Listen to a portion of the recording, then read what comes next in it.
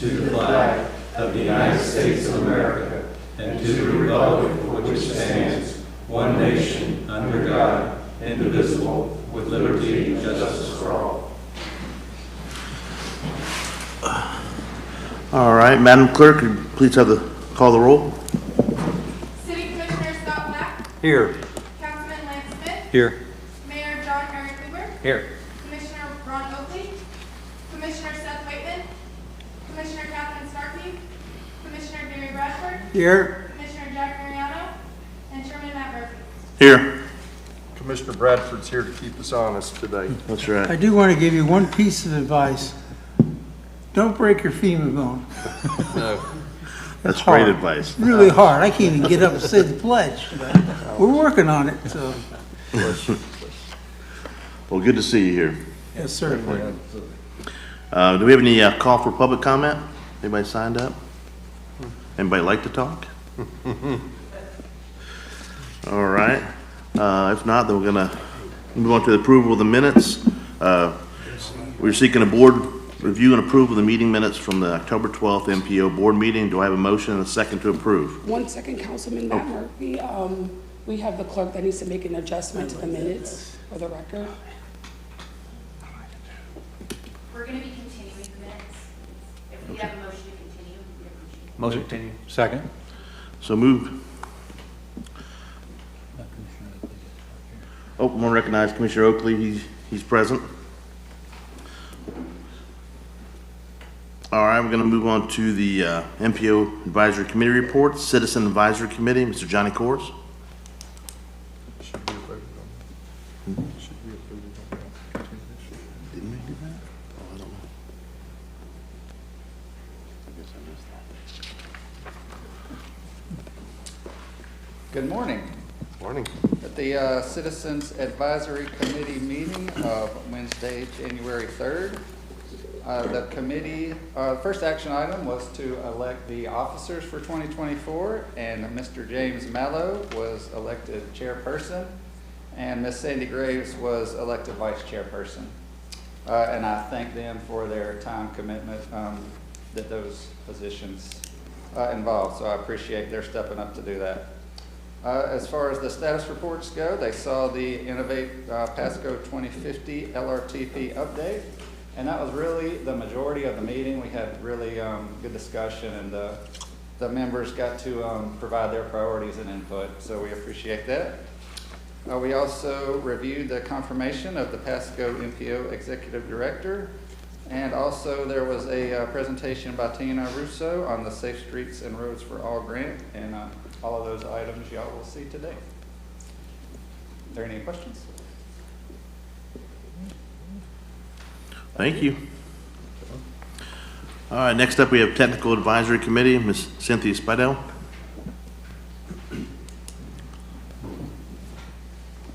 Good morning. My name is Cynthia Spidell, and I'm the Vice Chairman for the Technical Advisory Committee. And our meeting was held on Wednesday, January 3rd, and as part of our first meeting of the year, our regular business is to add new members. We confirmed alternates, and we also elected our chairman and our vice chair, and we kept it as is with Clay Watkins as our chairman and I as the vice chairman. Moving on to our staff reports and presentations, that included the Innovate Pasco 2050 LRTP overview, update, and discussion. And this is, I think, on your agenda as well for today. And Kimberly Horn had created an interactive survey to help the public participate in identifying needs for the LRTP, and we had a lot of fun with it, so I'm sure you will too. The next is we unanimously supported Tania Gorman as the new MPO director. Then Tina Russo gave the Safe Streets and Roads for All grant presentation, and this grant is to help develop a safety action plan to address the epidemic of transportation-related fatalities and serious injuries in Pasco County. And as a fast-growing county, improving safety equitably for all is a critical component for the Technical Advisory Committee. Then our next discussion was our monthly report from James Flaherty from Go Pasco. And last but not least, we ended our meeting with an announcement of our next meeting to be held January 31st. And with that, I'm happy to answer any questions. Any questions? Thank you. Thank you so much. Thank you. Next up, we have Bicycle and Pedestrian Advisory Committee. Mr. Brian Michaels.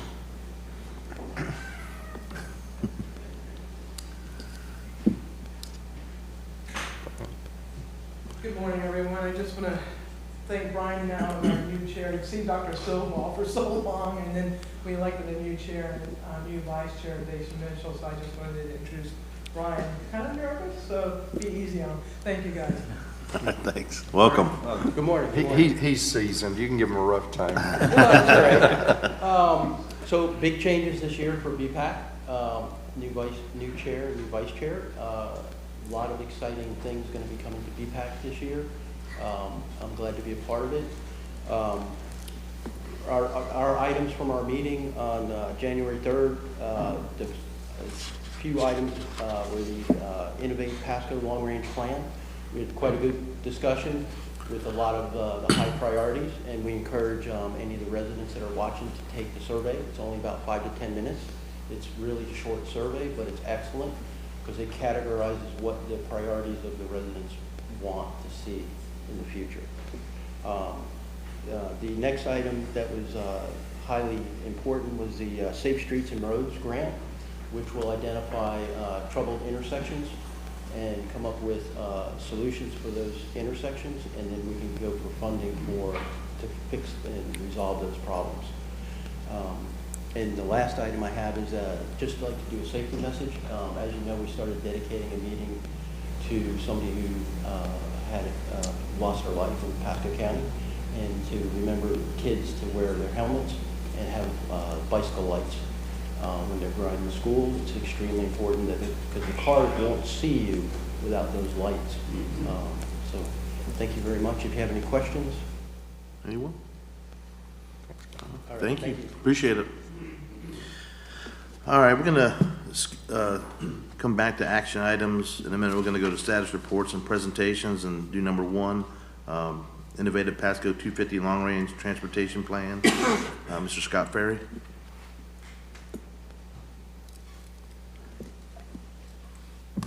Good morning, Board. Good morning, Scott.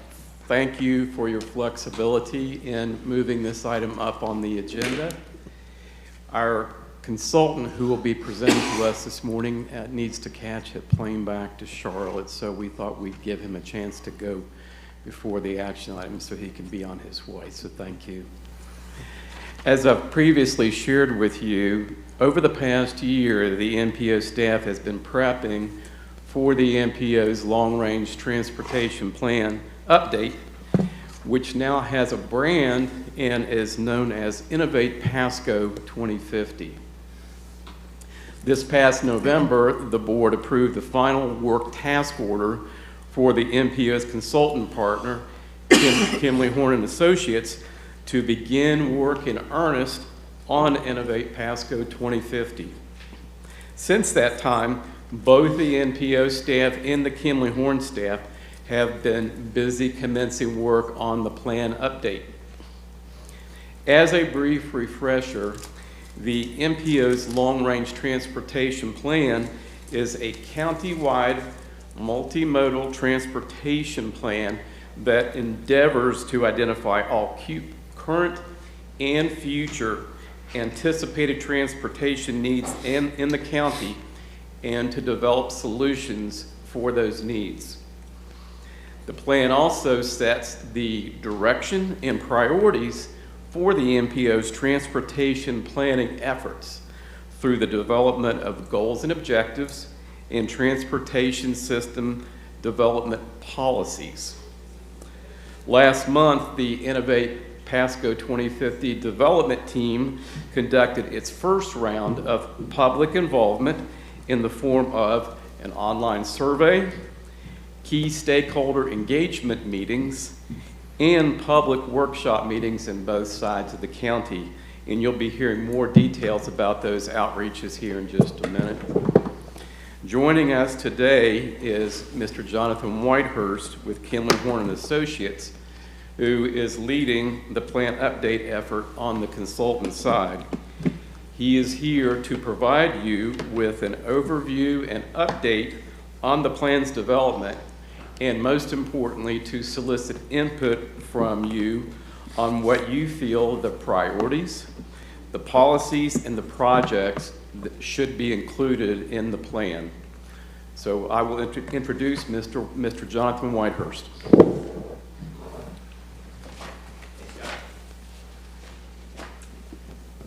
Thanks for having me. Good to be before you. As Scott mentioned, what I'll do is just give you a brief overview of the process. It's a pretty quick process that we're going to go forward with. And then if you have a cell phone, we are going to use cell phones to collect a little bit of input from you kind of in real time.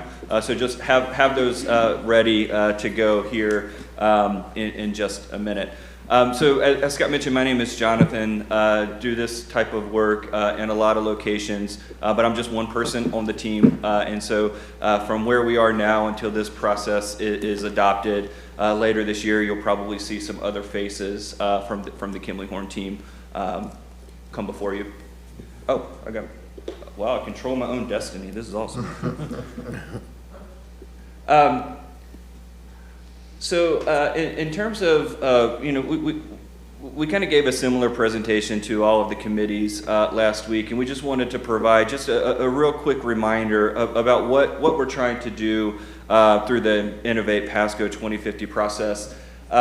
We're looking out to 2050, so it's a 20-plus year plan. It's multimodal, and we're considering all modes, bicycle, pedestrian, freight, aviation, roads, and this really will be the roadmap that the county will use through the MPO to fund transportation projects through the year 2050.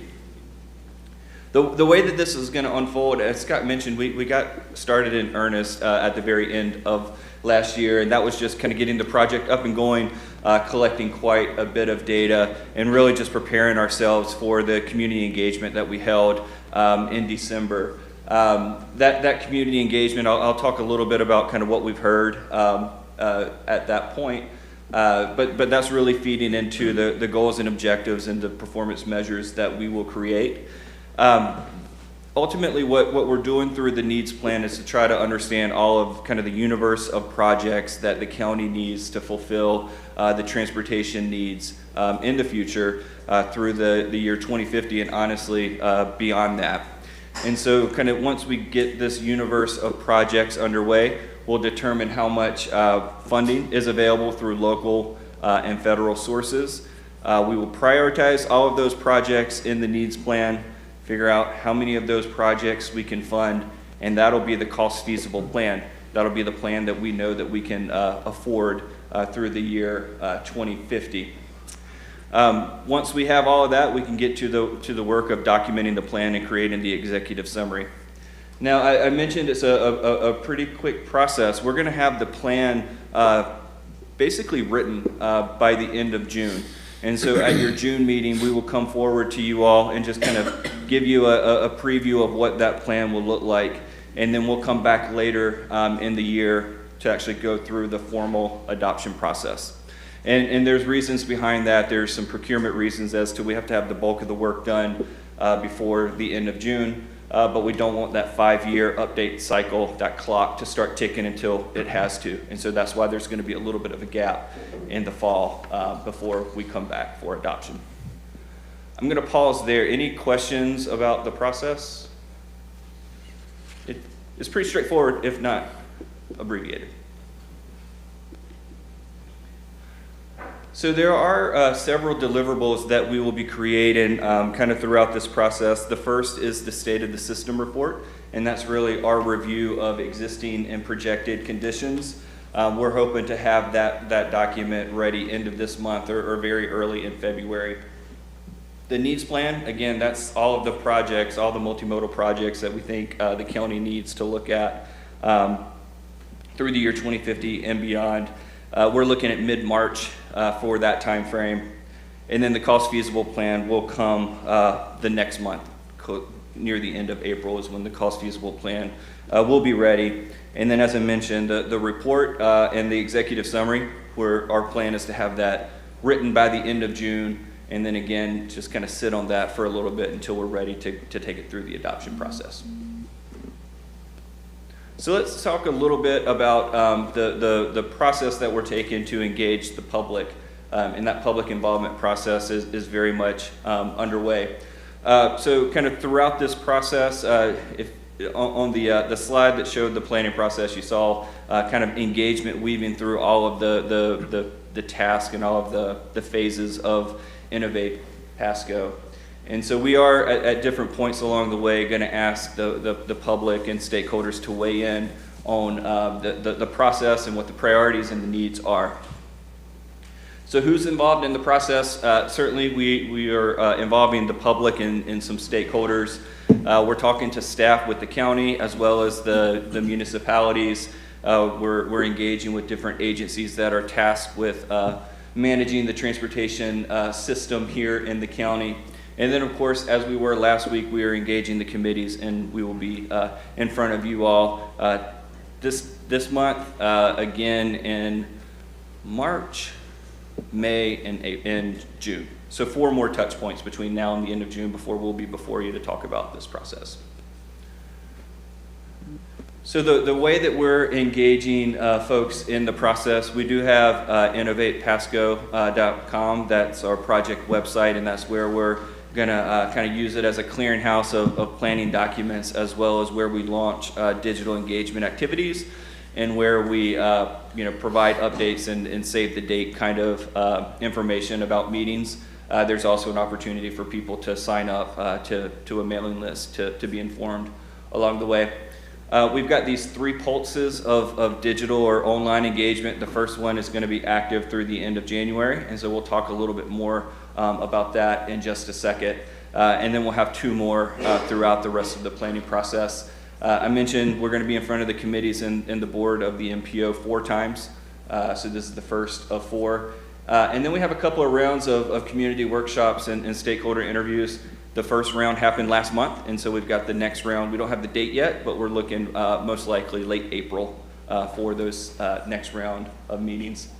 And then we're going to engage the civic groups and kind of the folks that are traditionally left out of a transportation planning process like this. And so we're still working through the details of when and how those engagement touch points will occur. So I mentioned that the engagement process is underway. On December 12th and 13th, we did have a series of stakeholder interviews. A lot of those were staff focused.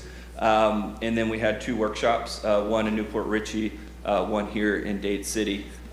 And so we were pleased with the participation that we had. You always want more people to come to those meetings, but certainly a lot of times that type of meeting isn't a high priority for folks that are busy. And so that's why we have the online survey, and we're getting really, really good participation through the online survey. I pulled the numbers this morning, and to date with the online survey, we have 930 participants, and so we're very, very pleased with that. That created a lot of work for the consultant team because that has already generated over 13,000 data points and over 1,400 written comments. So that's a lot of information for us to kind of go through and summarize, but we like that. That's much better than having any information coming from the public. So the way that the survey is set up, as was mentioned earlier, we designed it to be a survey that you can kind of get in and out of very quickly. If you want to provide 5 minutes of your time to take the survey, you certainly can do that. And we suspect that some folks took a lot more time as they really slowed down and really engaged in the survey and provided a lot more input. And so what we thought we would do, and this is why I asked you about your cell phone, is I wanted to kind of ask you the types of questions that we are asking the public on the survey, see how you all answer just to kind of get you all engaged in the process. And then I want to tell you kind of the interim results that we're hearing from the public as well. And so with that, we're going to launch this process. And so we're using Mentimeter here. And so with your phone, what we're asking you to do is to just go to menti.com. So just grab the phone, whatever browser you're using, and go to menti.com. M-I-N-T-Y? M-I-N-T-I. We didn't do this at BPAC. No, we're mixing it up. We're keeping you on your toes, Commissioner Starkey. And so once you get there, you'll see an opportunity to type in that 92447179 code. And so I can just get a head nod, just make sure that everybody's able to get in there.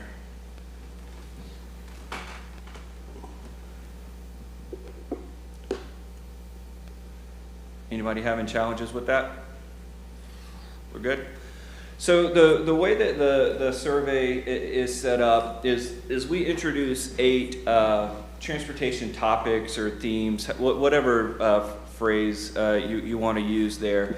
And you can see the 8 listed here in alphabetical order.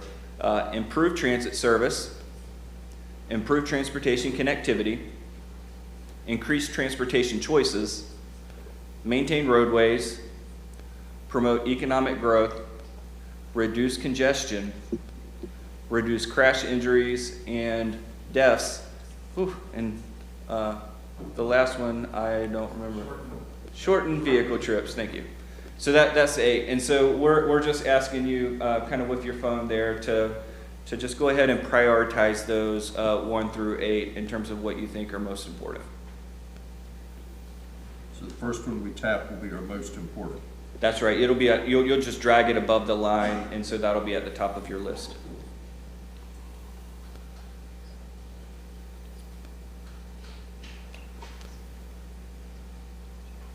Okay.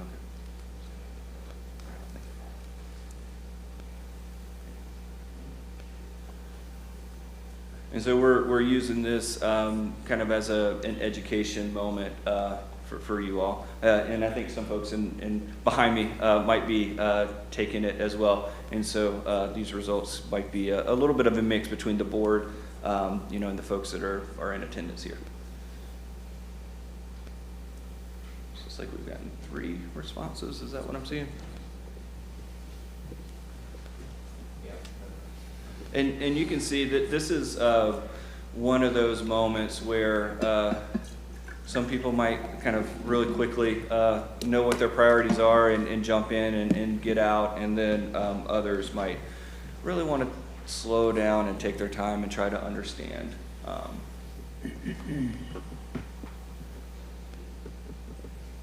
So give it just 1 more minute. And what I'll do is, of the 930 participants that we've gotten online, I'll tell you kind of how they scored it, just kind of for curiosity. We did something similar with the 3 committees. We didn't use the technology here, but we kind of asked them what they thought the public would say in this situation, and then we told them if they were right or wrong. All right, so here we're showing economic growth and congestion and connectivity as the top 3. The bottom 3 there, shortening vehicle trips, increase in transportation choices, and improving transit service. And so when this question was posed to the public, the top 3 issues that the public identified were clearly at the top of the list. And so 1, 2, and 3 were a clear top 3, and then there was a little bit of a gap from 3 to 4. And so the number 1 priority for the public so far is congestion. So probably not a surprise there. Number 2 was safety. And number 3 was the maintenance of existing facilities. And then, as I mentioned, there was a little bit of a gap between 3 and 4, but 4 was connectivity, 5 was transit, 6 was choices, and 7th was tripling. And what's interesting is economic growth was 8th from the results that we've gotten from the public. Now we could sit here and speculate why that's much lower. I think it's clear why it might be higher for the people that are in this room.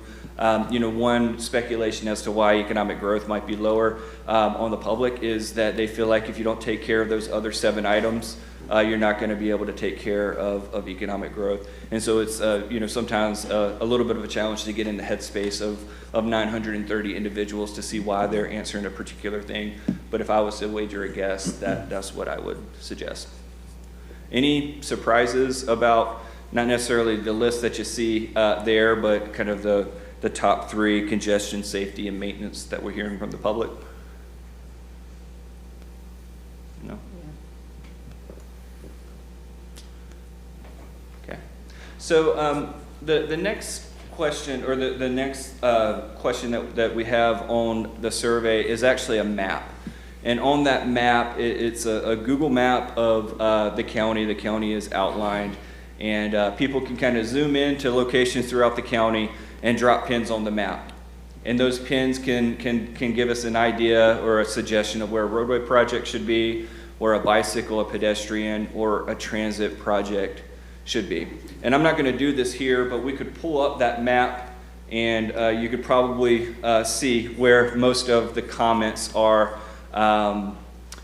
spatially or geographically within the county. So instead of doing a map with you all, the question here is, what is the first project you would construct if funding wasn't an issue? And boy, what a wonderful world that would be, right? If we had a magic wand and we could implement a transportation project.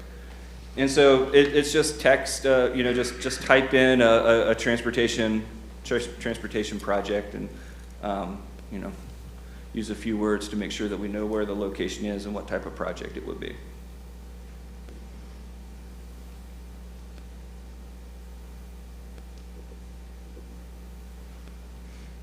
There's me. So the orange belt.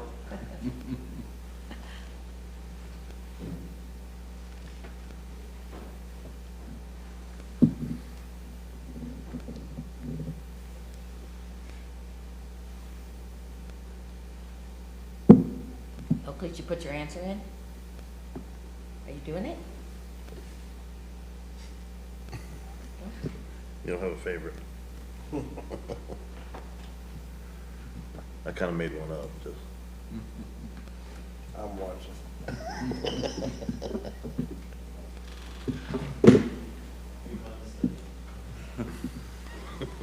So the Orange Belt Trail was certainly a topic that came up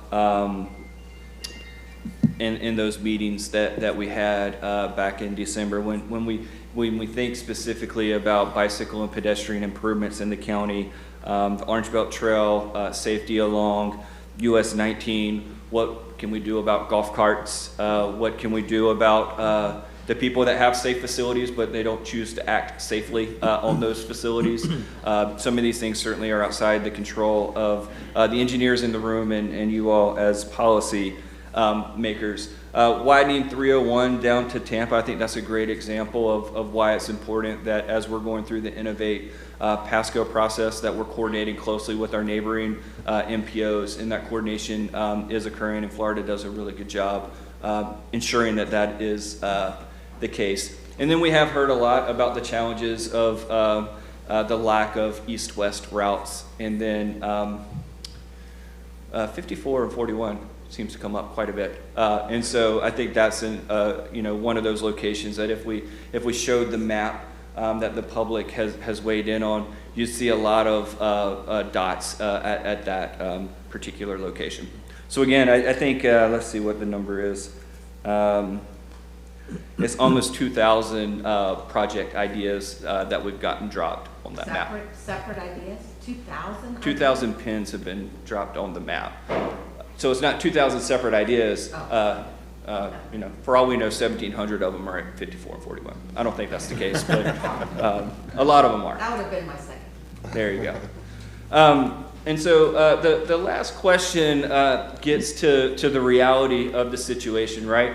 It's fun to say if I had a magic wand and funding wasn't a priority, this is the project that I would implement or construct. The reality is that we have more needs than we have money to address those. And so we ask the public, we give 5 different kind of categories of projects, and we ask the public how much of the budget would you spend on each of these project types. And so you can see additional walking facilities, bicycle lanes and paths, transit, maintenance, and roadway capacity, so widening roads or building new roads.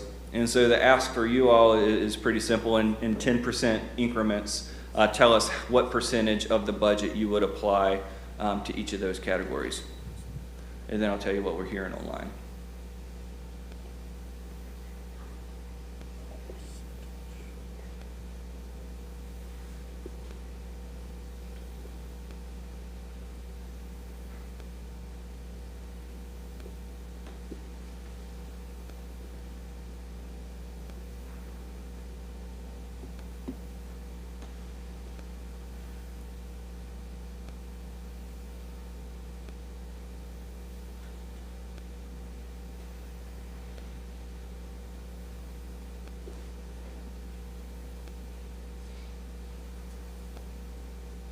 We actually gave you all a little bit more flexibility than we gave the public, because I think in the online survey, you can only apply 20% increments of your budget. Here we're giving you 10%, so you can get a little bit more nuance than the public can.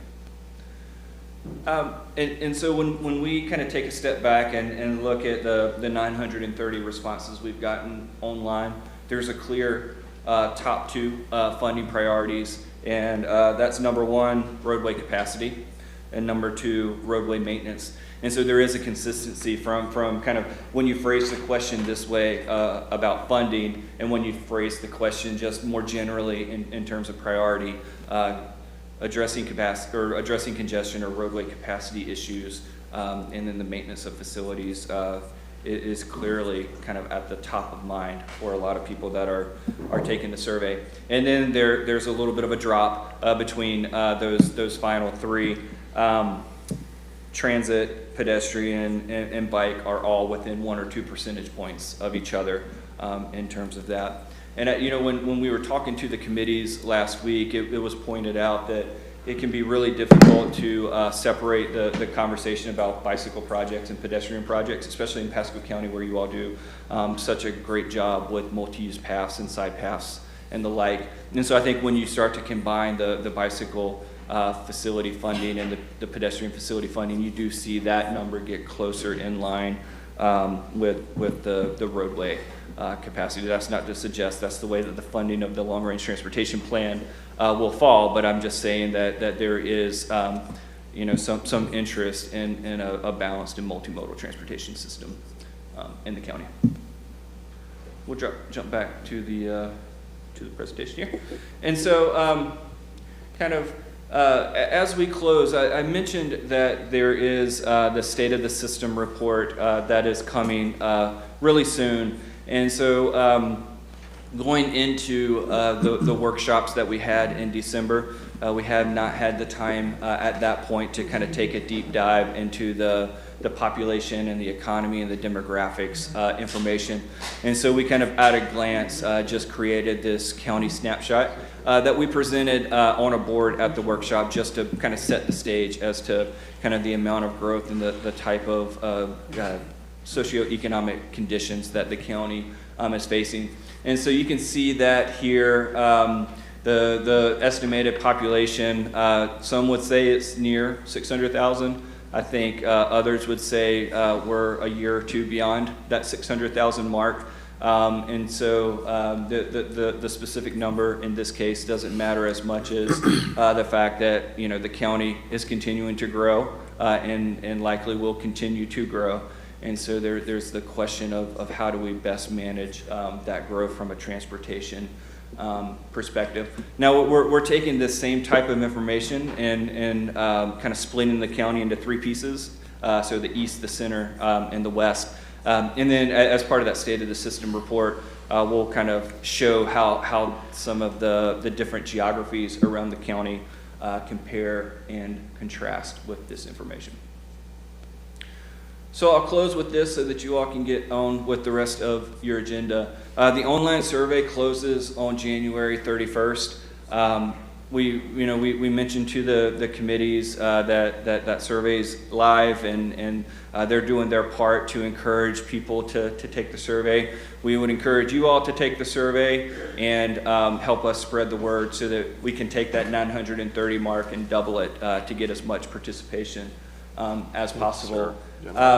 This says the upcoming MPO meetings on the 31st and the 8th. There's not going to be as much information on the LRTP at that, but we'll be back in front of you in a couple of months to give you an update on where things stand and to talk to you about the needs plan.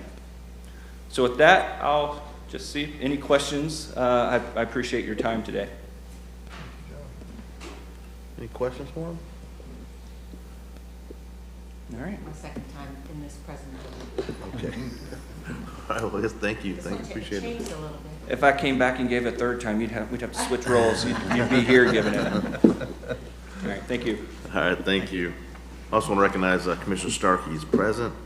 We're going to bring it back to the action items.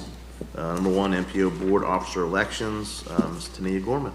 Good morning, Board. Every year we host our MPO annual election of officers. This morning we are going to conduct the 2024 annual election of officers. Last year we had Councilman Matt Murphy as our chair and Commissioner Scott Black as our vice chair. So this year I will turn over the board to make their nominations. You do have the ability to nominate Councilman Murphy and Commissioner Black again, because it could be 2 consecutive years. So just keep that in mind. I'll nominate them both to stay. I'll second. Well, that was easy. Y'all working a real job. All in favor? Well, that didn't take any time. Thank you. Did you get? All in favor? Aye. Thank you, I think. That's unanimous. That comes with lunch. That comes with lunch. That's right. All right. So, moving on to item number 2 on action items, annual MPO board appointments to membership. All right, I'm back in. So every year we the board appoints the annual MPO board appointments to membership. That is the SCTPA, the TMA under the SCTPA, the MPOAC, and the TDLCB. We have our officers as follows. SCTPA has, oh my goodness, chairperson is Commissioner Gary Bradford, and then we have the SCTPA, thank you.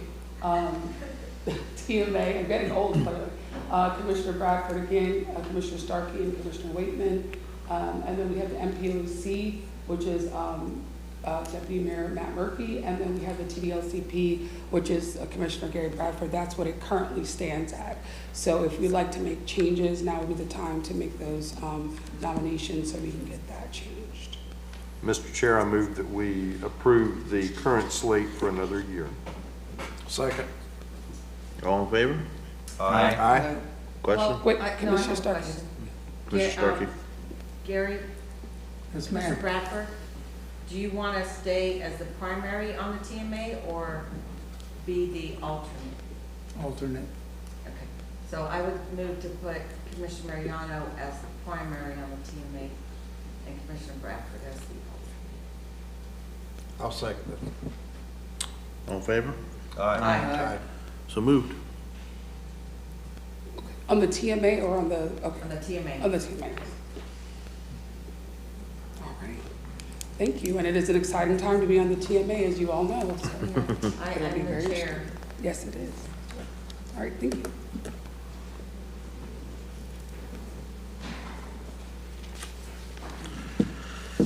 Okay, number 3, new members appointment, MPO Technical Advisory Committee, Scott Ferry.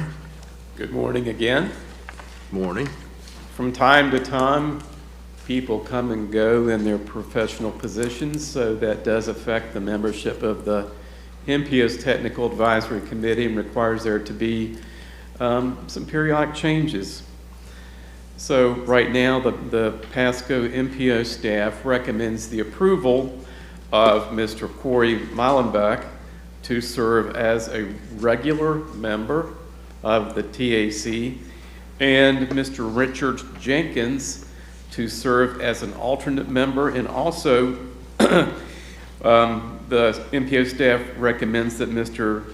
Jeffrey Moncallion be also appointed to serve as an alternate member on the MPO's TAC.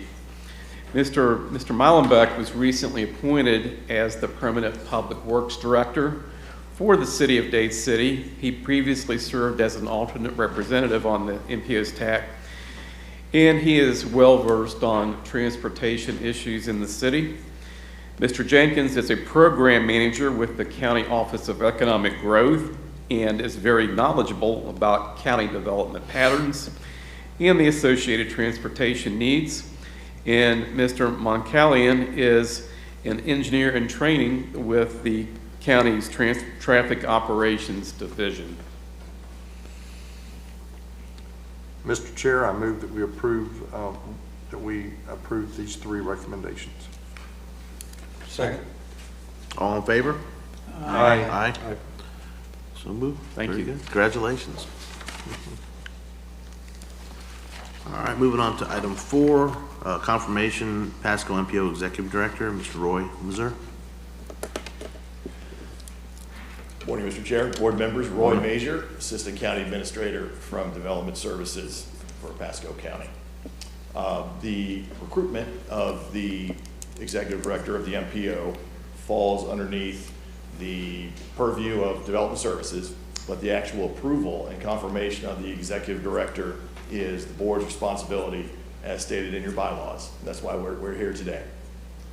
Prior to my arrival at Pasco County, a recruitment for the Executive Director was held, and approximately 5 interviews occurred. Upon my arrival, that was put on my desk and was a recommendation from that recruitment committee. And I spoke with the top 2 applicants, and not only spoke with them, but I had the good fortune of kind of observing Ms. Gorman in her day-to-day operations, and had several discussions with her, and came to the conclusion she would be absolutely the top pick to represent the MPO as our Executive Director. And I absolutely, with zero hesitation and with total confidence, submit her name for your confirmation. Move approval. Second? All in favor? Aye. Aye. Unanimous. Congratulations.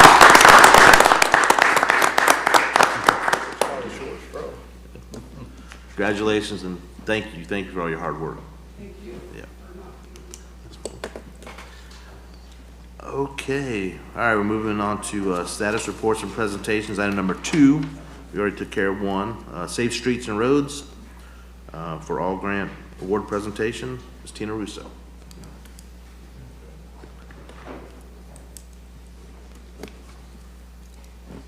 Good morning, everyone. Good morning. Just excited about this opportunity to kind of give you a brief overview of our Safe Streets for All program, our grant program.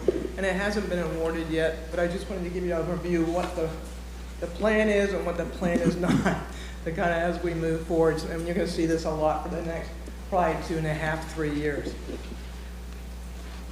So this is just a brief overview of where this funding comes from the federal government. It's part of that bipartisan infrastructure law, and it all deals with national safety, roadway safety strategy. And you can read through this. This is part of the application as well, but just give you a brief overview where these funds come from the federal side of the grant. So we endeavored about last year with some pushing and prodding from FDOT and some of our other partners to submit an application to the feds for a safety action plan. And we did that with the help of FDOT Engineering Services, who is our 20% match, because we cannot, as an MPO, provide that 20% match for this grant.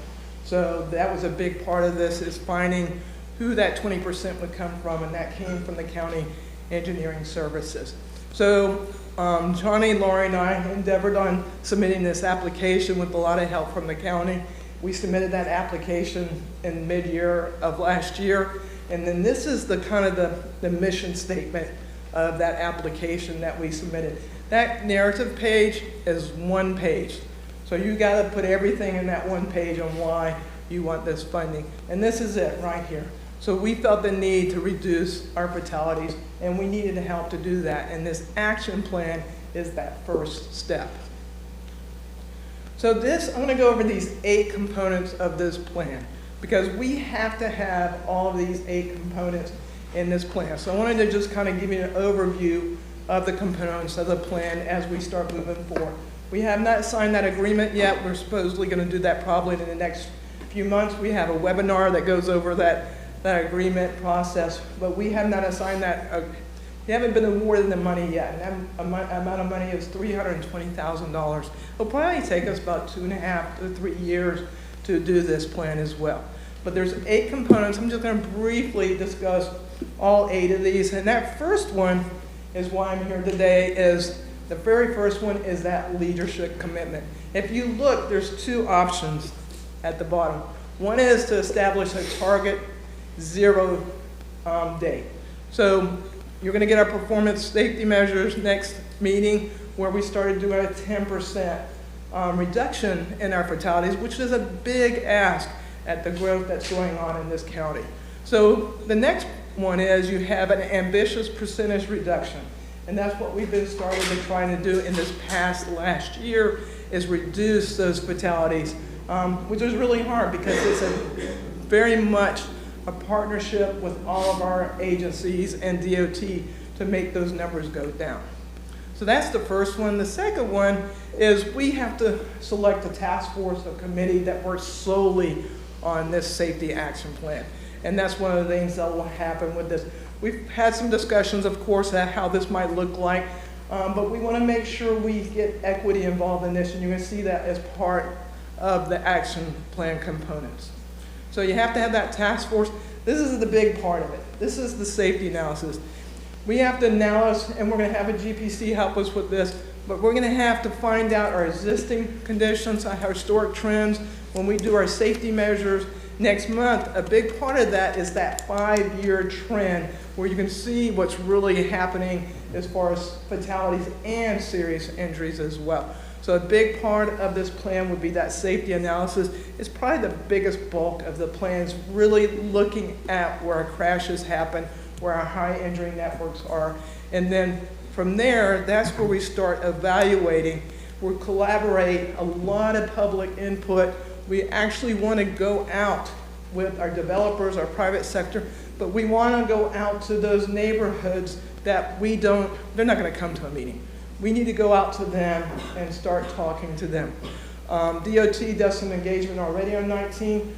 They took a little bit of break, but we're going to start back that up in the next month or so. So we're going to take advantage of going back on 19 and talking to people and see what is needed. And then that equity consideration, which I already talked about. A big part of that is going out to those underserved communities that aren't going to show up to a meeting, that don't get the chance to voice what their needs are. And then the next one that comes out of this is we're going to make changes, hopefully. See, the policy and process. A lot of different factors affect that causes our fatals and serious injuries. It might be land development codes. There's several different things that make things happen to cause these fatalities and serious injuries. You know, there's a lot of economic issues that come along with it. So we're going to dive into what needs to change policy-wise as well, and see how we go about maybe moving forward with those changes to, again, reduce our fatalities and our serious injuries. And then the next part of this is once we find out all this information, we're going to come up with projects and strategies and put them on a list and prioritize them. And once that list is made, then that's where, once that plan is done, then we can go after funds at the federal level for those projects that are listed on there after all of this work done, how we can go after funds to resolve some of those issues as well. Again, it's a holistic approach. It's not all about projects. It's leadership and also the policy change that need to go along with it. And then lastly is once we're done with the plan, we're not over. We have to measure that progress over time, even after that plan is done, and what happens with those projects that were prioritized, and kind of go from there. But those are the 8 components of that plan. Again, it's a plan. Those projects won't come pretty much on that list and towards the end of the plan. but there's a lot of things component-wise that are part of this safety action plan that need to happen as well. So we're excited about that work and kind of go from there. And again, this slide, you're going to see it a lot. You're going to always see it from me. They're not accidents, they're crashes because we can't prevent them. I dreamt I was in a crash last Oh, no. night. Maybe it's because my car broke down coming home from the board meeting too. You're all right. Huh? You're all right. You okay? Yeah. But it did freak me out like that. Questions, comments? Anyone? Thank you, guys. What? Mr. Starkey? Well, I mean, I think this is wonderful, and I guess this is the first step to Yes. being able to get some of the funds that we've seen Yep. some of the other counties around us get. Yeah. Is this the last thing on our agenda? Yes. Okay, so, we kind of jumped into this discussion a little at the BPAC meeting, and I had it with a group of friends at home about, the use of different kinds of vehicles or multimodal, whatever, on our trails, and what's allowed when, and the lack of any kind of information that we have on our trail system. You know, I was talking with a lot of people who cycle in the park, and they've never seen a sign that says what is the speed limit of a bicyclist on the trail. You know, I mean, the other day, I watched two ladies cycling. You know, they weren't pedaling. Now, they weren't going real fast, but they weren't pedaling. So does that then become a motorcycle? So what are our rules? Where do we put them out along our trails? You know, where does I think I've heard you say 22 mile. Someone say a 22-mile-an-hour limit, but I've never seen a sign. So, question. So in the statute, you know, governs, the Florida statute has certain, and again, e-bikes are probably the bigger discussion here that happens among other micromobility, and I actually sit on a bicycle pedestrian coalition for the state of Florida, and it's a big conversation. In fact, one of the things that we're working on now is tip cards for e-bikes and multimodal devices that are invented every day, basically. So, once that happens, again, the statute hopefully follows. Again, every jurisdiction, ordinance-wise, and this is one of the issues that happens with the Coast to Coast Trail, which has several different trails encompassing in it, including Pasco County and Pinellas. Every jurisdiction is different on how they handle those ordinances as well. So again, in Pasco County, you have the Starkey Gap Trail, which is part of Starkey Park, but then goes along Starkey Boulevard and goes into Duke Corridor. So each one of those segments is kind of governed jurisdictionally wise. It's up to that county ordinance how you address that, but the enforcement part is part of that. But then engagement and education, which is kind of what you talked about, is what needs to happen with our rule signs. Parks has put some rule signs up, and one of the things on there is it shows what is supposed to be on there and what's not. Now, whether or not people abide by that is a different story, but there's different classifications of e-bikes, and the biggest thing with an e-bike is you have to be pedal assist. So your movement's based on pedaling. You just get some advantage by that motor when you pedal to make you go a little bit faster. So a throttle where it's not pedal assist is a motorized vehicle. So that's kind of how the statute already stands. It's just not really clear to everyone when they go by you and they're not pedaling. I see almost every day when I'm in that area, a gentleman who goes to work. Yep. You see that guy on Every day. Starkey Boulevard. He Yep. goes to work on an e-bike, and he doesn't pedal. But he's not going real fast either. Nope. So, you know, it's an interesting debate, not to be soft here today, but just It's a long debate. Think about things. The trails provide two different things. They provide an alternative way for people to get to work and keeps a car off the road, and it provides a way for people to get recreation and fitness and you know, outdoor enjoyment. So I don't know, maybe the answer is a limit that makes it safe for everybody. And this is including golf carts. Because, you know, one of my aides, her husband was cycling on the Starkey Trail, and we think it was a golf cart of kids. Hit him and took off. He had to go to the hospital in ambulance with a broken nose. And someone else on our BPAC committee showed us the scars. I don't know who that gentleman was. Yeah.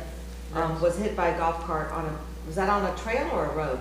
I'm not sure where that happened. Because the golf cart could be someone in the bike lane on a road too, right? If they're both allowed to be there. So it seems to me then the safety factor maybe is the speed, but I don't know. But I don't recall seeing any signs of any kind of speed limit. Every once in a while, so I rode from my house in Aristida down to the Pinellas Trail on Sunday and back, and I did see a sign in the Starkey Gap, but I think it was when you enter Pinellas County, that said no motorized vehicles. But I didn't see it coming back the other way. So I know when I was on the Tourist Development Council, and we were just working on the Coast to Coast Trail, we had some planners who were working on signage and wayfinding along the trail. And we never, that money ended up getting swept for the Wiregrass Sports Complex. But we need to be thinking about some kind of education system on our trail. Right. And today might have some good news that might help along that. Yes, Yeah. we'll see that. Yeah. So, but yeah, and this again, the good news is with e-bikes, more and more people are able to get out that normally wouldn't get out. But then there's that classification of e-bikes, and again, you have groups of cyclists that are not on e-bikes that go over that 22 miles per hour. Yeah. So there's, that's. Pinellas did a huge speed study, and it was kind of surprising what came out of it about it wasn't the e-bikes that were going twice as fast as the perception that people have when most. And again, an e-bike's different than a throttled motorized vehicle. Then that person's not pedaling. So there's a different classification. And I love my e-bike. Yeah, That's the only they way are I keep great. up with my husband at 22. It's the only way. And I would think that golf carts would definitely be a no-no on a trail. Yeah. Well, they're not but designed. do They're you not want designed. it? I mean, if Yeah. they're using a trail to get to a restaurant, I mean, Yeah. staying off a busy road, are we gaining more traffic off the road? So if you go to the Land O'Lakes Community Center and you're there in the afternoon, I know this from campaigning time, that 5-foot sidewalk is full of parents coming down on golf carts to pick up their kids at the school. I mean, it's just one right after the other. That's a 5-foot sidewalk. So, Well, maybe that's, depending on the width of the sidewalk or the trail or the So road.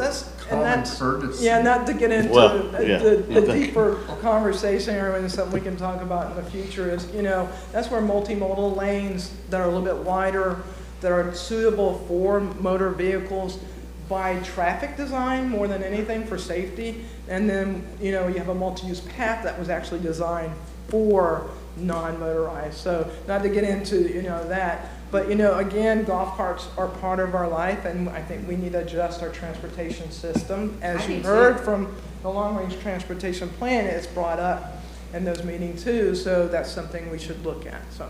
I mean, I don't know that you see it so much over here, but on our side, it's growing and growing. People wanting to go to dinner, Yep.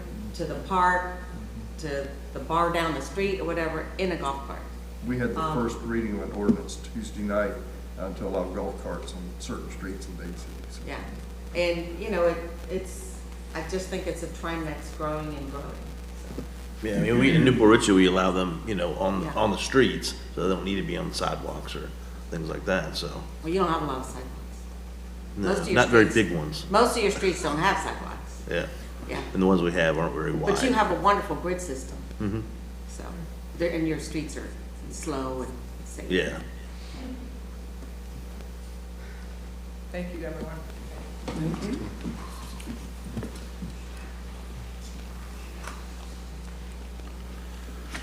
I'm coming back to you with status reports and presentations. Okay. Tiffany Foreman, Pasco MPO Executive Director.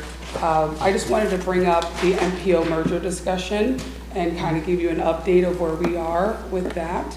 The MPOs have sent the merger report up to Tallahassee, as you know.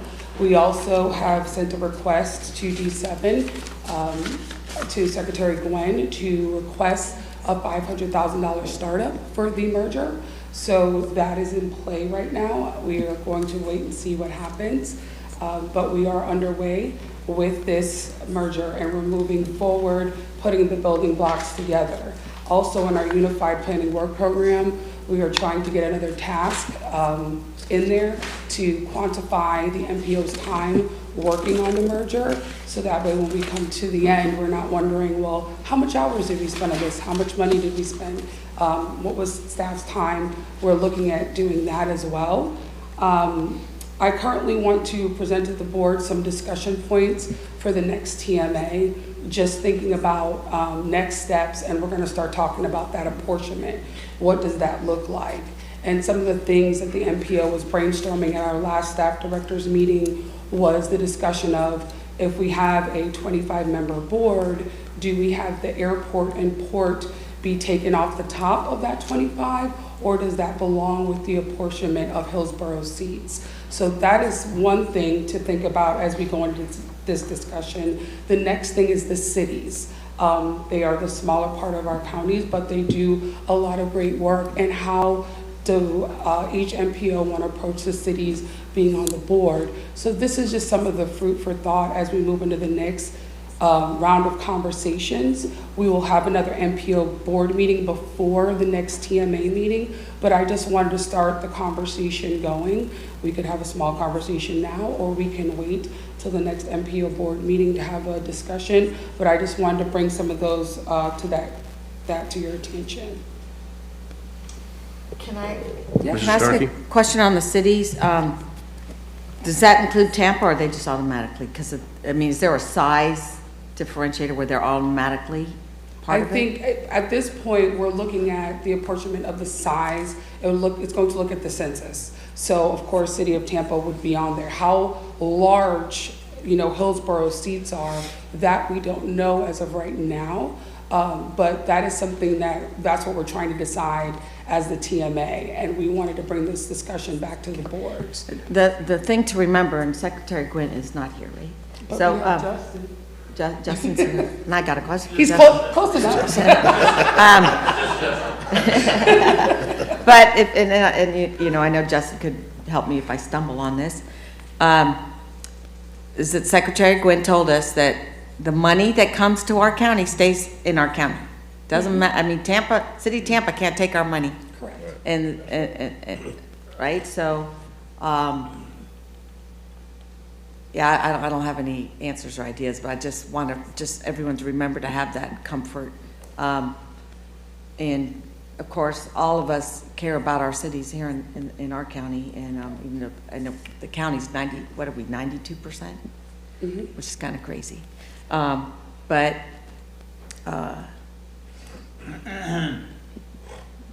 we will find a way to make sure all the cities have input, whether it's sitting on the main board or in a committee of cities or whatever. As far as the airport, to me, the airport's regional. And so is the port.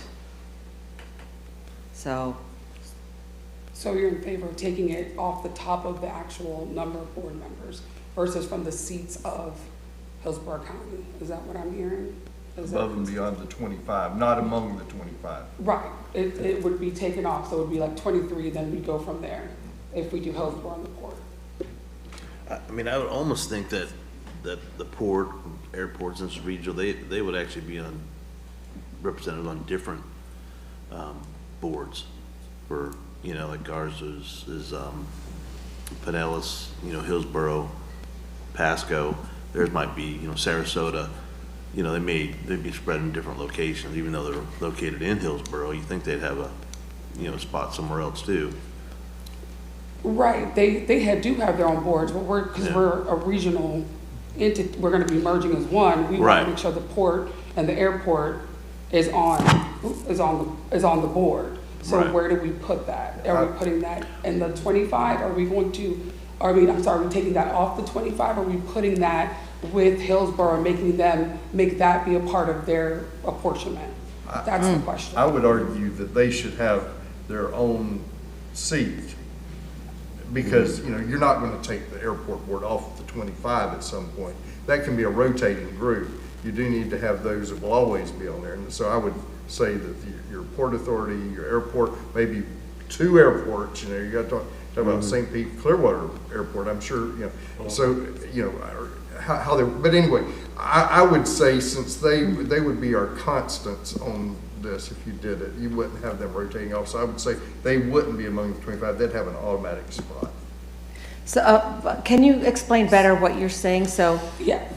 So if we have a board of 25 for the apportionment of the TMA region, we would want to have, the question is, do we include the port and airport in the actual 25, or does Hillsborough put it in their apportionment and it comes from their seats?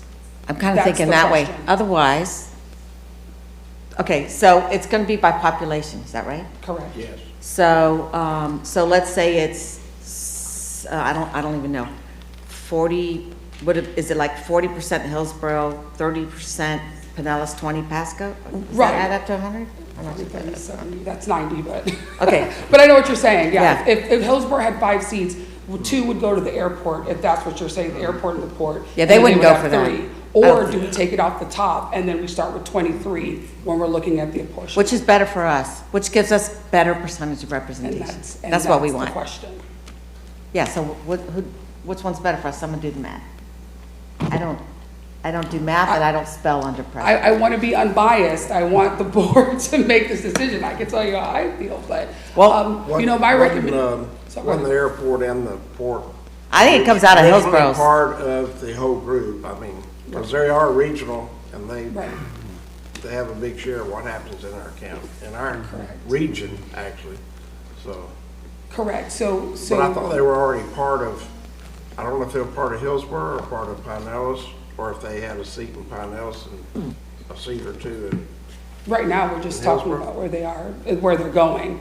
Right now, they're just they actually sit on the Hillsborough TPO board, so they have a seat there. And I don't have any problem with them staying there, so. So how many, so theoretically, if there were 25 seats, tell me how many does Hillsborough get? If we just did by population? And, well, let's say, what is it, 14? Maybe like 8 and whatever? That's depending on if we No, that have wouldn't be other right. entities included. Okay, here as comes well. Justin, thank you. Yeah. I told Andy he could just take a break, sit next to me, but. I don't have the paper with me, but I've seen some It's, breakouts. so the breakdown, and obviously with the new census numbers, it may change slightly, but it's Yeah. 12 for Hillsborough, 9 for Pinellas, and 4 for Pasco, if you did a straight breakdown by population. So isn't it better if the Hillsborough, if the airport and the port are part of that 12? Yes. Yes, that's what we want. For us, yeah. Yeah. You want them, so you want it off of their Yes. seats. Their allocation. Okay. Because there's only going to be 25 seats at the table. Are there any more we can do like that? The I mean, they may not agree with that. authority? Why would Pasco just have The 4 Hillsborough? seats? That doesn't make sense. And one thing to think about, there's a ton of different models for this, okay? And then the 25 is the cap. It doesn't mean you have to have 25. And in fact, there's been various ways that different regional MPOs have handled it. Some That's have right. gone with a smaller board and gone with more committees and did a proportional share of a smaller board, and then said like they had like a major projects or regional projects committee, a city and county committee. And then what they would do is those committees would actually have a lot more weight, and then the board would be more the formal, just, you know, procedural based on the feedback they were getting from the committee. So I kind of like that. And you know, we talked about this. We looked at the way the Swift Flood Board is done. We looked at the way the Tampa Bay Water Board is done. It's not done by population. So is someone saying it has? I know the money is by population. It has to be done by population. Oh, it does? You can correct me if I'm wrong. for the apportionment of the MPOs as we go into this. Yeah, It has to that's be fine. done by population. Wait, the board Secretary seats have Glenn to said be it done? was popular. Justin, come back up. I'm pretty sure it has to be done by population. And unfortunately- What was that breakdown again by county? She said, 1294 was the breakdown, and and what was the, didn't you say what was the percentage of, by census, didn't you say Hillsborough was? well, no, I didn't say an exact percentage. I was saying that we're expecting that the percentages to change slightly with the updated census, because obviously Yes, 'cause Pasco's we're over seen 600. growth. So, you know, that was based on the last census data, or actually, I think it was actually based on the ACS update from the last census. So when we see the new census numbers, that's what they would use.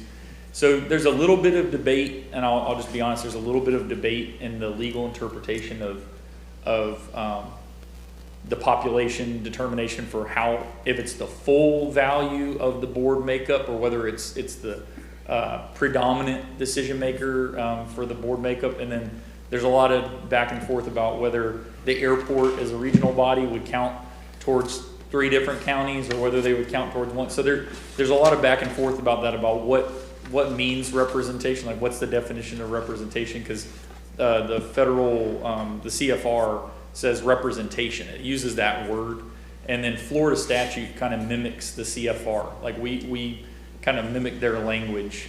So the predominant decision maker is population. Population is the predominant, but there's some debate over whether, you know, when you get down to the 10th, whether the population takes control, or whether the decision making of the board that's creating it, that's forming the board, can make that decision. So for instance, if you get down to a percentage point, who makes that call? You know, is it truly population? Which, you know, if you get into that, then you're like, you've got half a seat.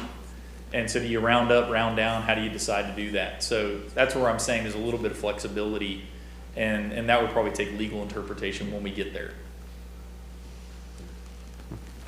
Can I ask a question? No?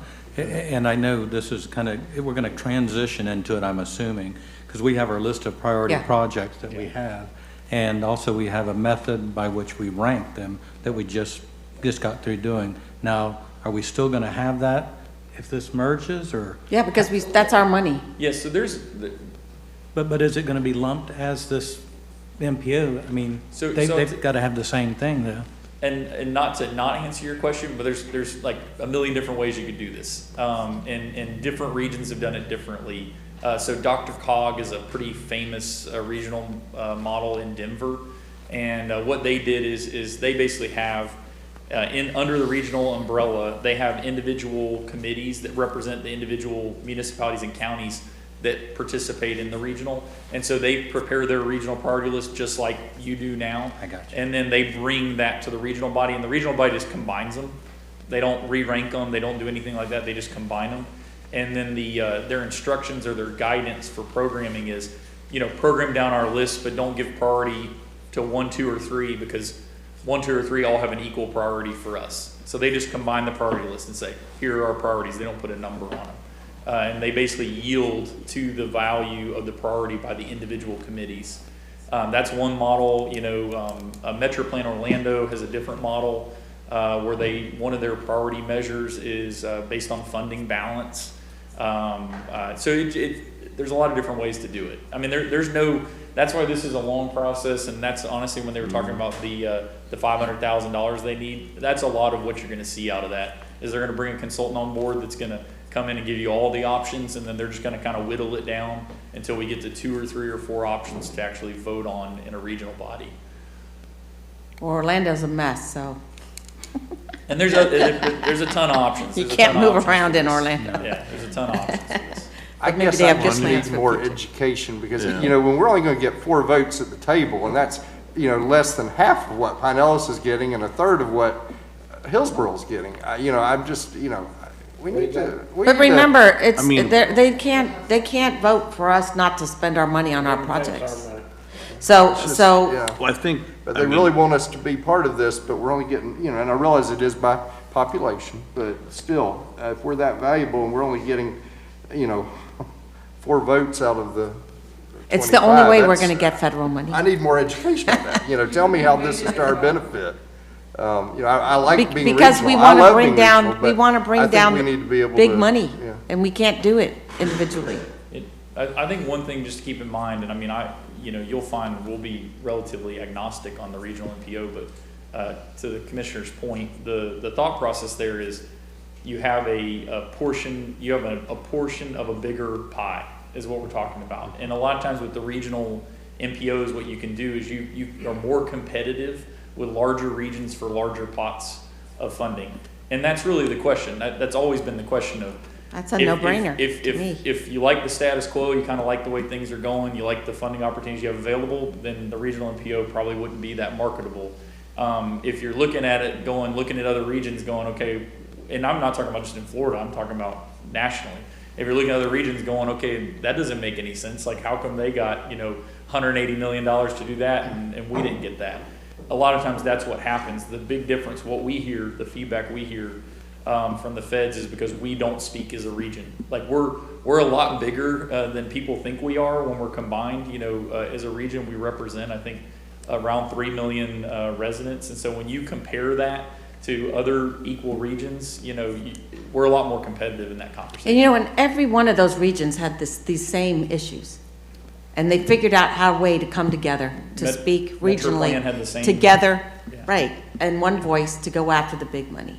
So we can work it out. Yeah. So I know we have, you might say we have less votes, but we're all equal as far as Hillsborough, Pinellas, and Pasco in Tampa Bay water. We're all equal in the people to vote.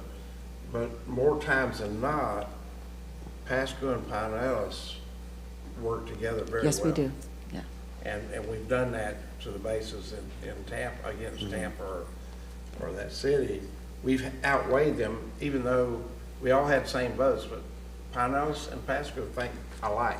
And you know what, things are changing really a little works in out Hillsborough, good. I think. Well, I mean, The winds are I'll changing. give you an a little. example of a regional project that Hillsborough will get more monies toward that project from federal than Pasco will. But it's a project that helps both. And that's the widening of 301 from there at Zephyr Hills going into Tampa. There's a longer stretch of what's going to be developed and more money spent in the Hillsborough side than Pasco, but in fact, we both gain, which is very important to get that road widened. Well, the West Shore So Interchange. that's a great project. Yeah. We all signed on to the West Shore Interchange. I mean, I think we can all work together and make it work. Just how we're gonna do it. I mean, I know they can't touch our money, but my fear would be they would control the priorities, and obviously they're gonna look out for. You just heard examples. Hillsborough right now would be in favor of it. Previously, they weren't. Why would they care what we do in our sidewalks and our widening of our interior, our stuff in our county? That's our money and our project. Well, that's our, Well, as long as we can that stays in control our that. county. Where the voting comes in is what is the big project that we want to pull down money for?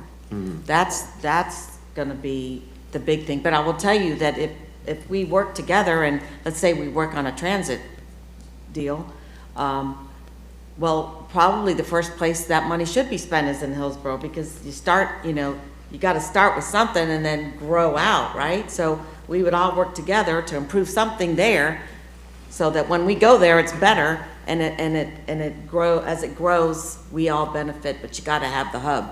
So that's an example of where I would see we would all be voting for something for Hillsborough. Or maybe it's buying a CSX line, that pieces of it, I don't Anything that's know. going to help our regional traffic patterns is going to be best off for everybody. Maybe it's a lot of those manless helicopter things. What are those called? I've seen them, I don't know. I've seen them too. Flying cars. They're coming. Yeah, they are coming, but not right now. The Jetsons may not be as far. Yeah, the Jetsons aren't here yet. I want it to be here, but it's not. But that's the point of having these discussions with the board is that making you aware, having these discussions, seeing where you're gauging where you're at. And I think we have to continue to have these discussions throughout the process. And know this, that the list of priority projects, we have to come together and create that. What that looks like right now, I don't know, but like Justin was saying, there's different ways to do it. And I guarantee you everyone will be heard. I know Hernando Citrus rotates on and off. One year it's this, the next year this is the next priority, Hernando Citrus. That's something we can look at. There's different ways to do it. We don't have to do it any particular way. And I think that's why the discussion, it is very vast and broad, but as we go down the road, it will start to narrow and you will start to see what your choices are as far as the composition, how we do the list of priority projects and so forth. Well, the real issue on this matter is, as a regional MPO, we will all benefit because we're going to be reaching out at a higher ranking in the country that we could be able to get monies we've never gotten before. Correct. So that's what you got to keep in mind. You got to look at the whole picture instead of an individual picture. But we're all part of the whole, so we'll all benefit. So I think that's where we need to be. All right. This is a good conversation. The next TMA meeting will be on 2/16/24 at the airport. I will send out the parking information to the board so they know where to park. Yeah. Our next MPOAC meeting will be 1/25/24 at the Florida Hotel in Orlando. There is lots of good discussion on the greenhouse gas and carbon reduction discussion and how that's looking for the MPOs. There's a bill on the floor, SB 1030, that kind of changes the dynamic of how the MPO and the state will work together, kind of giving some more oversight to the MPOs with performance measures. So there'll be discussions about that. That bill goes in depth. There's a lot of things going on right now in the MPO, so I would highly suggest that we attend and put our input in on it so we can get those messages back to our legislature. And the Florida, next February, in February, the MPO board meeting will start an hour early. It will start at 9 a.m. At the West Pasco Government Center. We have to, our staff that tapes, they cannot be in two places at once, and that is also the same day, I think, as the Planning Commission meeting. So they have to have time to drive back and forth. So they're gonna do our MPO meeting first and then drive over to this side and then complete the Planning Commission meeting. I will send out a reminder that it's at 9 a.m. And then lastly, I will end on a very high note. I would, let's welcome Tina Russo as the new Florida Greenway and Trails board member. This is a very as our discussion before with trails and safety, this position for Tina will help us, the MPO, advance our safety causes even further. I have a few things still before we adjourn. I have one thing. Mine's for DOT. My assistant Marie Miller brought up to me the fact that in the past, the Board of County Commissioners chairman has given out appointments for the disadvantaged transportation, which I served on it for 6 years, and Mr. Bradford came on and I appointed him last year. I appointed him this year, but I noticed that that appointment is actually supposed to come through the MPO group, and I didn't know that before. I don't think anyone really knew. I don't know if that's new or, and then what do we do? Because we need, when the chairman does the appointments, so next year we'll have. Does that come off our list? Then we need to know Correct. if he continues to appoint that or not. So. Right, so next year, as Commissioner Starkey stated, it would come off your list, and it belongs to the MPO. I reviewed the bylaws this morning with David, and it does say the MPO board appoints the TDLCB representative from the board. So that is a MPO task. So we want to put that back under the MPO. And the person I appointed, he is a member of the MPO. Correct, so, correct. yeah. But we always have to keep it, in the MPO lane, and then the BOCC has this lane as well. But since we reappointed him, there was no, nothing to redo again, so it worked out. And there's an important group of people too. It is a very important group of people, so thank you for stepping up. All right. Mr. Chairman? Yes. I keep looking at Scott, but it's you now. One thing for you and then a couple things. When I was in San Diego a couple years ago at the ULI conference, I used their microtransit to get around town. It's just an app, and you call up, I don't remember what's called, Freddie or something, and a Volkswagen or something, or an electric vehicle came and picked me up and took me to my next meeting and moved me around the city. They were able to get rid of hundreds of parking spaces because of this, and what they did was they put those parking spaces to use to make money for the city. So it's brilliant. If you go down to St. Pete Beach, where my son's girlfriend has a home, you can call up their, I don't remember what it's called, but you call up this microtransit service. It'll come pick you up at your house and take you to the beach. So they don't need to have a lot of parking spaces along the beach. I brought this paperwork back, and Jack did too, from our last FAC meeting, because they're there all the time, some of these companies. I don't remember what they're called right now. I really want to get this going in our county. I think it'd be really good for the holiday area. There was a time when David Engel was working on a Ford grant to set one up, and then our previous transit director kind of swept it up and said, no, we're going to do it in Dade City, which doesn't make sense to do it out here, I'm sorry. I think you need it for dense areas. And then it just died. So we really want to have this discussion. When I was talking to the company, they said it costs $35 an hour. That's very cheap. And you can move a lot of people around within a circumference. You kind of have one in Newport Richey in a way, that from the parking garage. Yeah, we actually have a route, but they can park and we can bring them at different spots. So I don't know if we need a presentation from that company, or do you guys want us to go look into it? Which agency? Because after Jack and I both brought this information back, I've never heard a word. So we did, so that would be under the purview of Go Pasco. We actually met with Commissioner Mariano and Go Pasco with one of the representatives that, from the brochure, I can't remember the name. Yeah, I can't remember either. Right now, Go Pasco is doing their comprehensive operation analysis to look at the entire Pasco County and its transit needs. I think that that was one of the topics included in that, is microtransit, and so looking at how we can get funding for that. They offer doing a pilot, I believe, but we would have to schedule, and I think there is a fee in there. So, but it would be under the Go Pasco transit purview as it is implementation, but we could still discuss and assist as the MPO. So I would like to recommend that we invite them as soon as they think they're ready to come give a presentation to this board about what it is they do. And I mean, you would not believe how many cities and counties are signing up just right and left. And it's driverless. No, it's got a driver. Oh, it's got a driver. Yeah. Okay. It's not driverless. What's that one called again? I don't remember what it's called. Justin, do you know what it's called? Yeah. I could look up the picture and see it. The one in St. Pete Beach. It's on the back of it's on the car. You know, they advertise, just call us, we'll come pick you up on the back. So I think it's smart and cost efficient and a real service to the community. So that was my question for you. Now I have some for Justin, if you don't mind. Okay.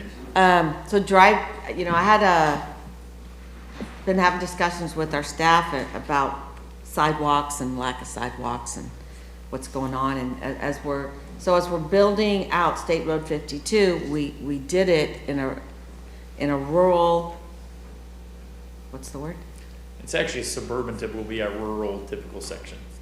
Okay, so in talking with you and Secretary Gwynn the other day, you told me that the county chose to not have you guys put in the sidewalks from Suncoast to 41. As part of the PD&E study, when there was coordination, now mind you, this was 2006 or 7, it's been a while.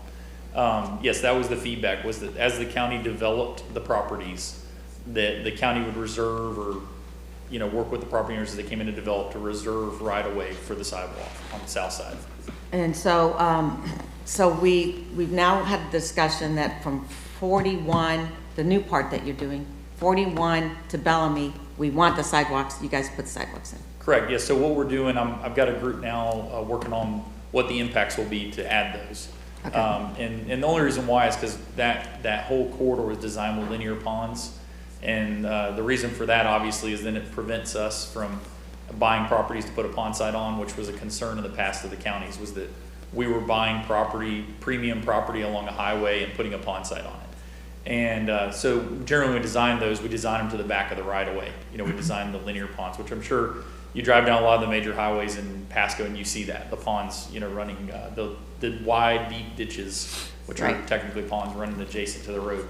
So what we're looking at now is actually going in that corridor, the part that's in design now, and putting in retaining walls to be able to build the sidewalk at the back of the property, and then working with the property owners to get either, you know, a temporary construction easement or whatever we need just to be able to actually build it and tie it back down. So we should have a cost estimate of that soon, but that's what we're looking at for the project in design. So when I drove here, and I tried to videotape it, but I was on the phone at the same time. I only can do 2 things at once and not 3, I learned. So you built, well, I say DOT built the sidewalk from the Suncoast to, it looks like, to the edge of the Angeline property? Correct. Yeah, I believe that's where it stops. So, and that looks like maybe that's a suburban? Correct. Yeah, that would have been just because that, of the that part is suburban. Yeah. But then it gets to a rural. Yeah. So I don't even know how anyone could, how does anyone even tie into your sidewalk? So the issue for the stretch out of there is it's not really the typical section that's as big of a problem. So it's not the suburban to rural. The issue is the right of way. So it's we basically ran out of space out there. And so the conversation back in 2006, 2007, which obviously predates me, but the conversation back then was, do we, DOT, go along and buy a property from every one of these property owners for the sidewalk, or does the county, whenever they come in to develop, ask them to reserve the property on the front end? And the feedback back then, 2006, 2007, was that the county would do that whenever the property owners came in and redeveloped. Oh, I thought you said 2016, so now it's 2006? No, 2006, 2007. 2006, okay. And so that was when the PD&E was completed, and that was the original conversation back then, was that instead of us going out and buying the tracks, because at the time, I mean, mind you, at that time, a little bit different situation than we're in now. You know, there weren't redevelopment plans on a lot of those parcels. And that is a common, I will say that's a somewhat common practice for us, like in Hernando, in areas where you've got land that at some point will be redeveloped, but it's not being actively redeveloped, to talk about right-of-way reservations whenever redevelopment occurs. Well, since we just built it, and we just built it knowing what was coming, I think we all kind of dropped the ball a little bit. Well, I mean, I'll tell you from my perspective there, the trade-off there was whether there be 2 sidewalks or a trail, right? A trail on the north side, sidewalk on the south side. And so that decision was made a little bit later, that the trail was the preference. Because see, if we wouldn't have built the trail on the north side, we could have built sidewalks on both sides. But by making the choice to build the trail on the north side, we basically ran out of right-of-way to the south. So the problem is how does anyone get to that trail? Well, the trail will have connectivity. Well, but you'd have, because we're building, the next section has the trail, and then the section to the west. But you have to get in a car and drive to it to get to a trail. Well, I mean, eventually the trail connectivity connects all the way across the county. Okay, so if you're living I'm I'm just trying to. Yeah, if you're living in Angeline. Okay. And you want to get to the trail by walking or biking, you can't. Because when you come out of Angeline, it's just your ditches on either side. There's no sidewalk. I'd have to look into that. Now you're getting out of my. Yeah, well, I just looked at it. So there's no sidewalk, and the way your sidewalk comes along the road and then stops, and then it's the ditch, right? And then you transition, and then there's a ditch. So I don't even know where anyone would put a sidewalk if Angeline had to put a sidewalk. I don't understand how they'd have to build a bridge over your ditch to connect to their property, which would be on the property owner side of the ditch. Well, if you have the property, you can tie it down. I mean, that's pretty consistent. I mean, we have to do that. I mean, I can tell you the trail in Brooksville, you know, we have about a 9 or 10 foot elevation change between where the trail is and where the property owner is. And so if you have the property, you can tie down either with wall and rail or with, you know, a slope. So, I mean, if you had the land, that wouldn't be an issue. The problem we ran into and why it probably looks strange is that we ran out of right of way. So you've got the pond that's the edge of our property. Yeah, the exactly. The linear pond. So where, if the landowners are coming in with the sidewalk, it's gonna be It would be on the On the north po- end. it's- It would be on the north end of their property, immediately adjacent to the pond. to the pond. So they gotta come in like this and come across, okay? Yeah, it would kind of work its way, it would kind of snake along. We'd probably cross it at a crossing, like even like the Angeline driveway. That's where you would use to kind of bring it along, which you'd want to do that anyway with a major intersection like where Angeline's exit. You would want the pedestrians, because we've seen this now on several of our trails and sidewalks where we put them right at the stop bar. If you have a really heavy intersection or busy intersection like we've seen at 54 and Starkey, you actually want to give the pedestrians a little more space and allow a car to actually go on the other side, one vehicle to queue on the other side of the crossing. It's actually a safer crossing for the pedestrians and bicyclists. So it actually would work, it would actually tie in well if you had the property. And that's the big thing. So on the 41 to 75 section, now that we are gonna hopefully look at differently, would the sidewalk be up against the road or on the north side of the property owner by the ditch? It would be on the back side of the ditch with a wall. So we're actually gonna modify our ditches, like go deeper and narrower and put a wall, a vertical wall down the sidewalk. To fit right it in the backside. same amount of space? Correct, yeah, so that we wouldn't have to go out and buy right away. But the key we would need though is we're gonna need either like an LA, a license agreement or a temporary construction easement to actually tie in during Okay. construction, but permanently that land can be owned by the property owner. Okay. All right, well, I'm glad we're having this discussion. Yeah.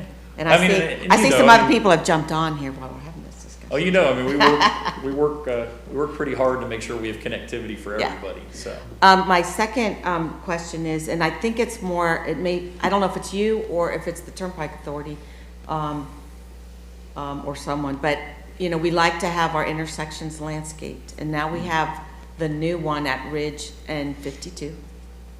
No, Okay. do I have that right? No, Suncoast and Ridge. Okay, so it'd be, okay. Yeah. And what other, an overpass. So how do we start accessing again the landscaping that, so for every mile of state road, there's a landscaping portion of it. So you Well- have to ask for it to get your. Yes, so the statute is, landscaping it's money. actually a percentage of dollars that Percentage, we right. spend have to be spent on landscaping. And Yeah. I'm not sure about the Suncoast, I mean, I think COC's here, I don't know if they have a project plan. Are you referring to I-75 at Overpass? So we got the overpass interchange, and then we Yeah. have the new Ridge. So I can speak for I-75 Overpass, and if COC's got anything for Suncoast, but we do have a landscape project plan for I-75 at Overpass. Wonderful. And so that I can tell you we've got and commit to. And generally, we trail the interchange projects by a few years. Sure. And at one point, just so you know, at one point we built them together, but then we ran into a situation where the road contractor didn't want to be on the hook for the establishment period of the landscaping, because we generally have a longer period for that. They wanted to close out the project and keep moving, so that's why we do it that way now, so. Okay. Thank you. So I can take that request with me back to the higher ups at the Turnpike. I know we have a certain amount of money that we designate every year for our for landscaping. So let me get back with them and get you a more solid answer. Wonderful. Mhm. Thank you very much. Really quick before we end, from our meeting the other day, Commissioner Starkey, it's called freebie. Yeah, freebie. Freebie. Freebie. And Freebie. I did confirm with the director of Go Pasco, she would like to complete the operation analysis as stated before, and then the recommendations from there, she will go with a microtransit plan, because she has a microtransit element Okay. in the comprehensive Okay, operation well, analysis. so when she's ready, everyone would love to have a presentation, I think. Yes, Yeah, that'd be awesome. I did let her know that as well. Does anybody have anything else? Lunch? Get a motion to adjourn then? Absolutely. We don't need a motion to adjourn, we just adjourn. All right, let's just adjourn then.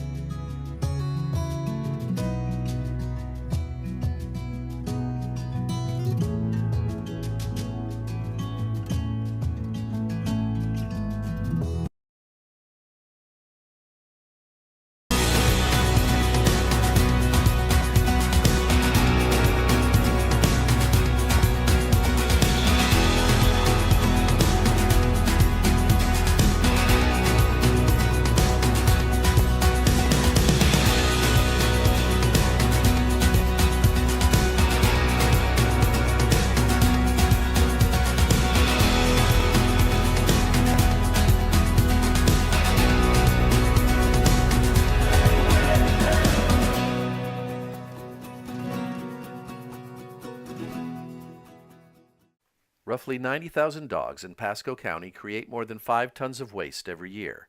When left on the ground, stormwater carries bacteria and nutrients from pet waste into waterways, causing algae blooms and unhealthy conditions for fish and other aquatic creatures.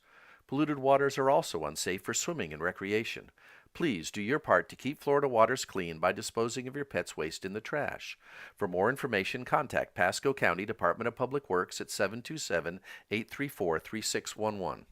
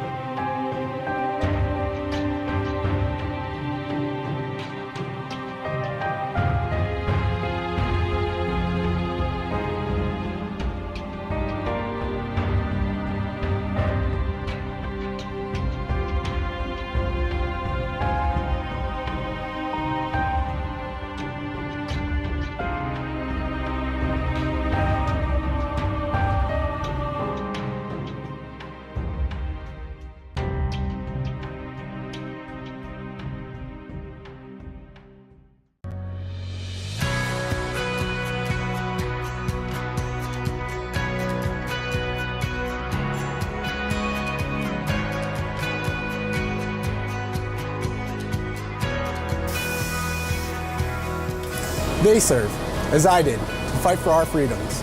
We here at Go Pasco want to return the favor by serving you. Go Pasco offers all active duty military and veterans unlimited free rides on our fixed route buses. When you step on the bus, just show the driver one of these forms: military ID card, DD Form 2, valid VA card, V on your driver's license, or Go Pasco veteran ID. Go Pasco, where veterans ride free.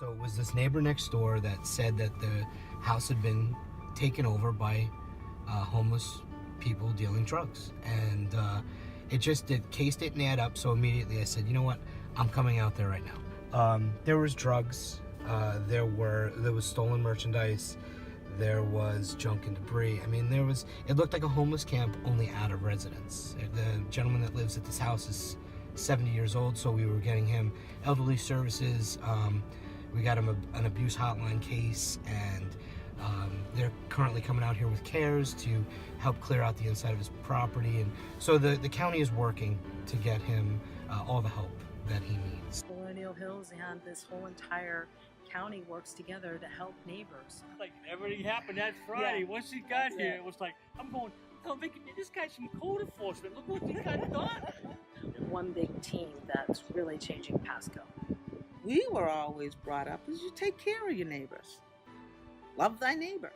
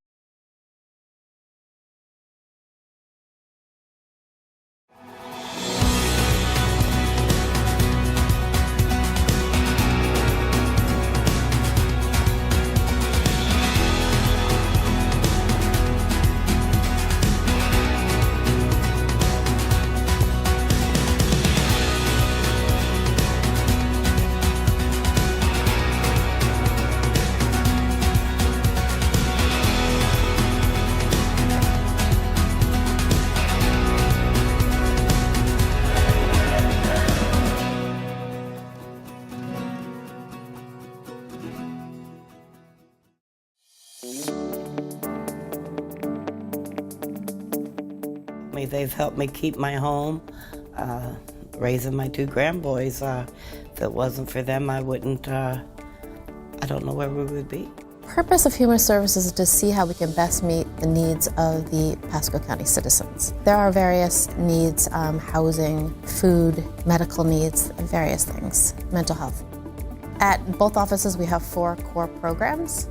One is the EHEAP program, which is the Emergency Home Energy Assistance Program, and we help with past due electric bills for that.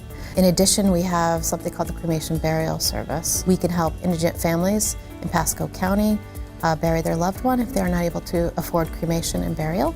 We have a program called HICRA. So if someone from Pasco County has emergency services provided to them outside of the county, we can help assist them in paying for those bills.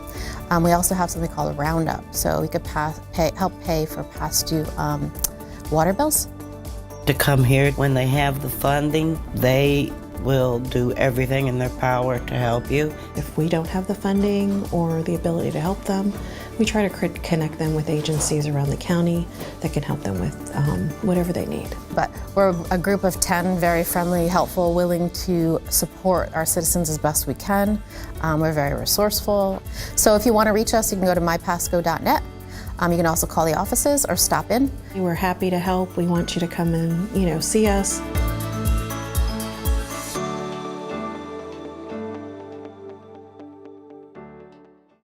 We want to welcome you to the Human Services Collaboration Station. The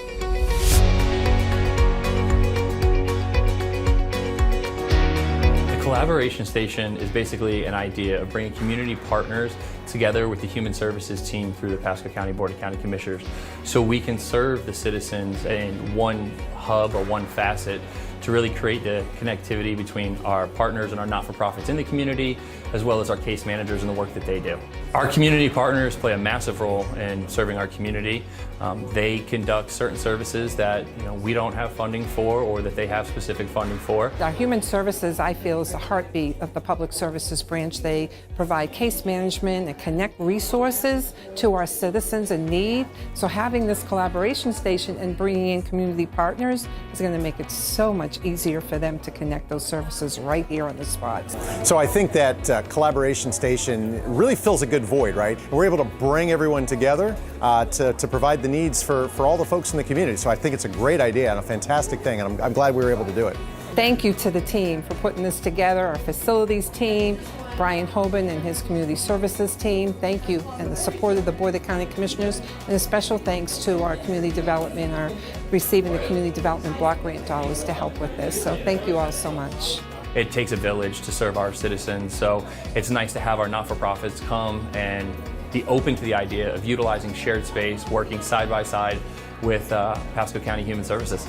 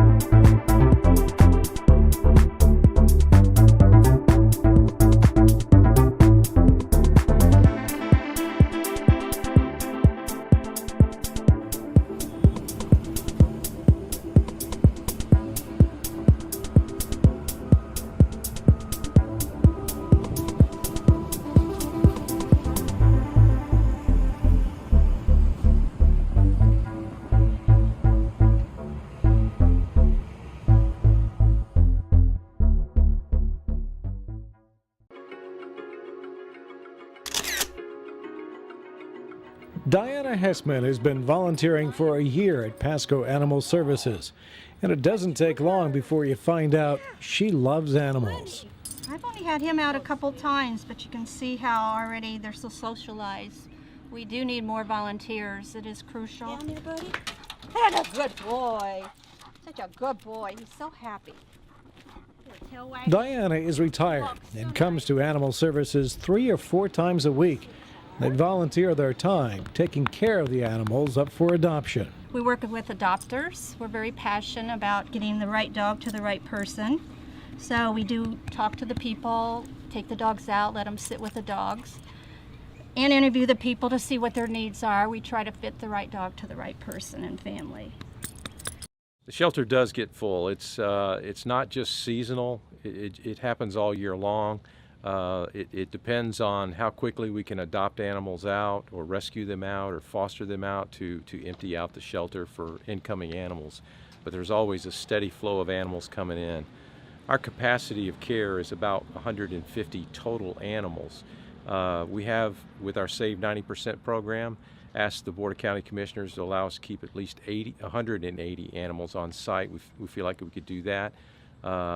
But it does stretch the staff and the volunteers that come out to help quite a bit. Typically those numbers, the 150 number of capacity of care, we're dealing with 100 dogs and about 50 cats. Unfortunately, right now on site we have 144 dogs. And you can't really put the dogs in cat cages, so it's the balancing act that we do every day of trying to get them in and out. And that's why it's important to have volunteers like Diana, volunteers who take time to care for the animals.